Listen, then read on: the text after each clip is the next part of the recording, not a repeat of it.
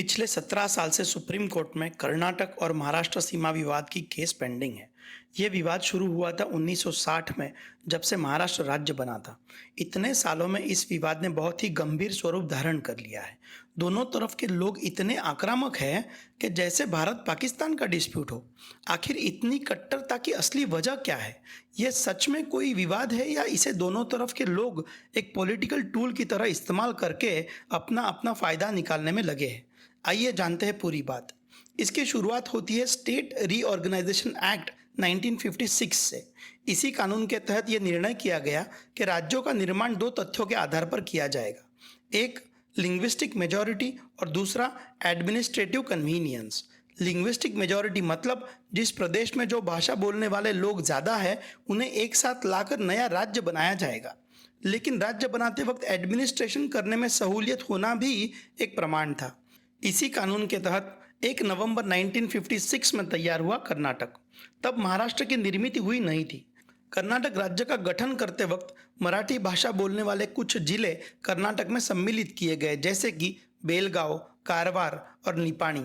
बाद में 1 मई 1960 में महाराष्ट्र राज्य की निर्मित हुई, लेकिन तब भी कर्नाटक में गए हुए मराठी भाषिक जिले महाराष्ट्र को लौटाए नहीं गए। कर्नाटक का ये कहना है कि इन जिलों में बहुसंख्य लोग कन्नड़ भाषा बोलने वाले हैं। पिछले कई सालों से इन जिलों में मराठी लोगों की तरफ से कई आंदोलन किए गए और उन आंदोलनों को कर्नाटक सरकार की तरफ से पुलिस बल का प्रयोग करते हुए दबा दिया गया। वहाँ सारे दुकानों के बोर्ड्स कन्नड़ में लगाए गए। गवर्नमेंट ऑफिसेस में भी स्ट्रिक्टली कन्नड़ भाषा में ही सारे डॉक्यूमेंट्स बनाए जाते हैं। मराठी बोलने पर आपका कोई काम वहाँ नहीं होगा। उतना ही नहीं तो बेलगांव पर अपना अधिकार और मजबूत करने के लिए कर्नाटक सरकार ने बेलगांव को कर्नाटक राज्य की उप राजधानी का दर्जा दे दिया।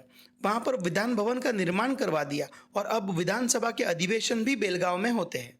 असल में महाराष्ट्र और कर्नाटक एक ही भारत देश के दो राज्य हैं। ऐसे में कर्नाटक से ये अपेक्षा थी कि कन्नड़ के साथ साथ मराठी भाषा को भी मान्यता दे, क्योंकि वहाँ मराठी बोलने वालों की बहुत बड़ी जनसंख्या है। अगर ड्यूअल लैंग्वेज को स्वीकार किया गया होता तो आंदोलन और विरोध इतने बड़े पैमाने पर नहीं होते, लेकिन ऐसा हुआ नहीं। उसका एक बहुत बड़ा कारण है प्रदेश की राजनीति। दोनों जगह पर, महाराष्ट्र में भी और कर्नाटक में भी, वहाँ के राजनेताओं ने इस इशू का इस्तेमाल वहाँ के लोगों की भावना भड़काने के लिए ही किया है। शायद यही रीज़न है कि पिछले 60 साल में भी ये इशू रिजॉल्व नहीं हो पाया। 1960 में जैसे ही महाराष्ट्र का गठन हुआ, बेलगांव और दूसरे प्रदेशों का महाराष्ट्र में विलीनीकरण करने की मांग जोर पकड़ने लगी। उस वक्त के महाराष्ट्र के बड़े लीडर सेनापति बापट ने भूख हड़ताल शुरू कर दी। आखिरकार इस मुद्दे को सुलझाने के लिए 25 अक्टूबर 1966 के दिन महाजन कमीशन का गठन किया गया। सुप्रीम कोर्ट के रिटायर्ड चीफ जस्टिस MC महाजन की अध्यक्षता में यह कमीशन गठित किया गया था। तब के महाराष्ट्र के चीफ मिनिस्टर वसंतराव नाइक ने 9 नवंबर 1968 में यह घोषणा करी थी कि महाजन कमीशन का जो भी निर्णय आएगा उसे महाराष्ट्र मान्य करेगा। लेकिन हुआ कुछ और ही। महाजन कमीशन की रिपोर्ट महाराष्ट्र के फेवर में नहीं आई। 4 मुद्दे महाजन कमीशन की रिपोर्ट में हाईलाइट किए गए। बेलगांव डिस्ट्रिक्ट कर्नाटक में ही रहेगा। करीब 247 गांव जो जट्ट, अक्कलकोट और शोलापुर प्रदेश में हैं, वो भी कर्नाटक का हिस्सा बनेंगे। और तीसरा, करीब 264 गांव जो नंदगढ़, निपाणी और खालापुर प्रदेश में आते हैं, वो महाराष्ट्र का हिस्सा बनेंगे। महाराष्ट्र सरकार ने इस रिपोर्ट को खारिज करके रिव्यू की मांग की। तब से कई बार इस बात पर आंदोलन किए गए हैं।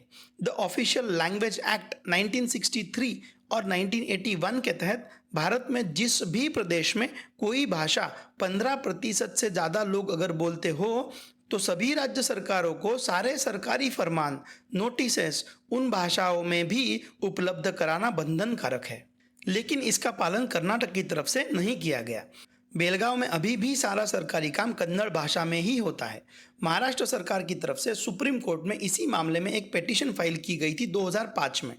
इस केस के तहत महाराष्ट्र की तरफ से ये सबूत दिए गए कि बेलगांव, निपाणी और कारवार में स्वतंत्रता के पहले से ही सारा सरकारी कारोबार मराठी भाषा में ही होता था। सारे डॉक्यूमेंट्स मराठी में ही है।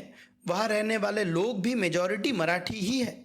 इसे कर्नाटक सरकार ने आक्षेप लिया।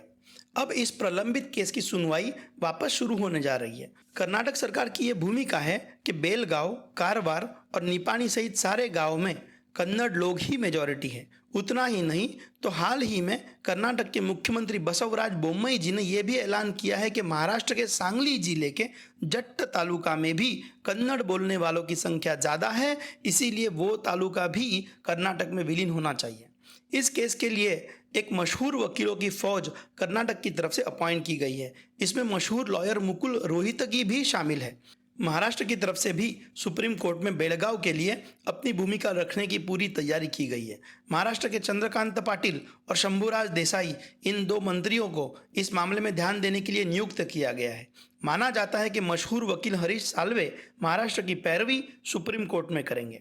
60 साल पुराने विवाद में फैसला जो भी आए, लेकिन एक ही देश के दो राज्य दुश्मनों की तरह सालों साल लड़े, ये स्वतंत्र भारत के लिए लज्जा की बात है।